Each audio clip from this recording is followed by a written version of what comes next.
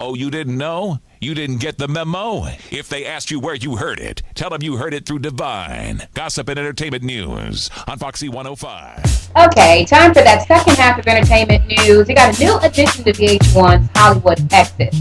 And she's the ex-wife of our favorite sitcom boyfriend. Of course, Martin Lawrence. So Shamika Lawrence, his ex-wife, will join the current cast, which includes Nicole Murphy, that's the ex-wife of Eddie Murphy, Cherie Fletcher, the ex-wife of Will Smith, Andrea Kelly, R. Kelly, Jessica Canseco, which is the ex-wife of Jose Canseco, and Mai Tai Garcia, the ex-wife of Prince.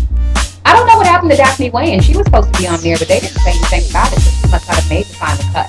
That's going to air on July 8th, so make sure you check it out. Now, Chad Ochocinco has been released from jail. He apologized to the judge about slapping his lawyer's backside and was given that 30-day sentence. Of course, he said, I just wanted to apologize for disrespecting the court last time. I did have time to reflect on my mistakes that I made in the courtroom. And speaking of Chad, Evelyn mysteriously released that headbutt wound that Chad gave her. And I'm going to tell y'all, it's actually a little bit worse than what I thought. He put a nice gash in her forehead. The judge mentioned it at his trial most recently when they said that the wound kicks were horrendous. Oh my goodness. That's just kind of funny that it happened to be released right as he was getting out of jail because of that same situation. But he got her good, y'all. I saw the white meat. That's not funny. Drake has announced that he'll be striking out across North America on his 41-city tour with Miguel and Future. He dubbed the tour, it's called Would You Like a Tour? It's going to be in support of Drake's upcoming album called Nothing Was the Same. It's going to come out later this year. The closest he's going to get to us is Thursday, November 7th at Phillips Arena in the A. And speaking of Drake, he said he actually wants to sit down and have a talk with Chris Pratt. He wish they could just talk out their issues. He said, I don't want my name synonymous with that guy's name anymore. I really don't. I wish we could sit down, just like you and me are right now, and talk about it man to man, but that's not going to happen. He said, if I think about it too much, it just gets dark. I think it's going to end very badly. Ooh, that's not good.